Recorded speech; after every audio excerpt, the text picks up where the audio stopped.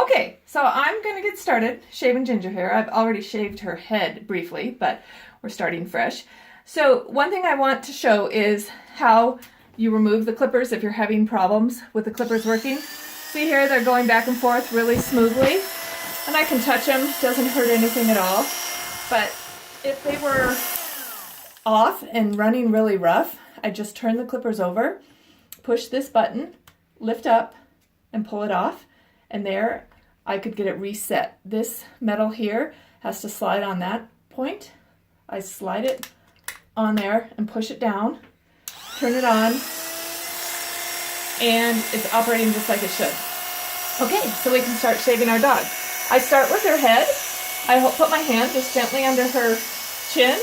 I hold this like a large pencil in my hand, and I'm going to just set it, keep it parallel to her skin, and just gently move down and lift the hair away. If there's an area that's hard to get to, like her neck here, you just lift her up, keep her head held up, and shave underneath there, just keeping it parallel to the skin. You don't need to dig in. Her hair is not super long, and it's black, so you can't see too much of a difference, but I am getting lots of hair off. Sometimes I'll pull her skin tight. When your dogs get older, they will their skin might get a little looser, or if they've lost weight, they've recently had puppies. In different areas of their body, you just have to hold it a little tighter. So, Ginger has this crazy cowlick on the back of her neck. It's always been there, just the way it is. If you want to get the tops of their ears, make their ears look a little spaniel style there, you can do that. I do not shave the inside of their ears unless they've gotten into terrible burrs. And I haven't had any problems with ear infections. I do trim this back area back here because that gets matted pretty easy. It's not her favorite part. Tickles a little bit. If you want to, if you need to shave their face, you can just come down there. You just have to hold them and just be gentle. And, you know, they've been being trimmed their whole life by me, so they understand that. So if you have a puppy, you get one of our puppies, you know, just start trimming them from the time they first need it, and they'll get used to it and let you do it. I just figured if I'm going to have these dogs, I should learn to do it myself. They're not show dogs, they're little hunters.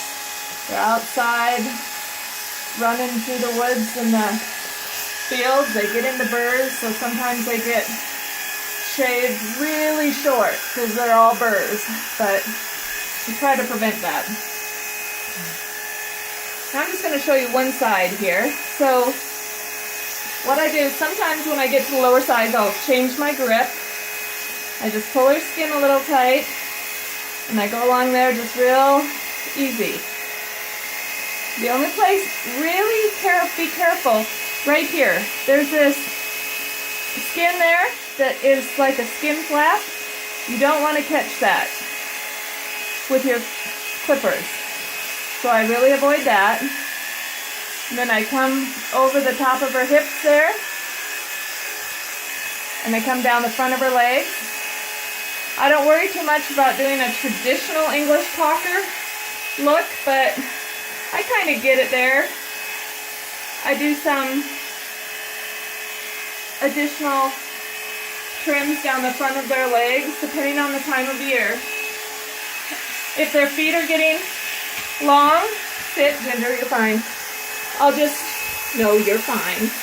They're really ticklish on their feet, but you can do their feet too. And I like to take that, stop, you're just fine. See, it tickles. I like to take off that hair by the bottom of their feet a little bit and just trim up their feet.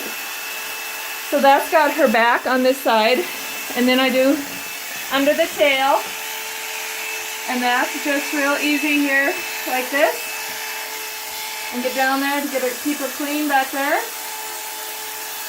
And then you can do it up under the tail as much as you want, depending on how much tail you want left there. So that's one side and her head. And then I do the other side in the exact same way.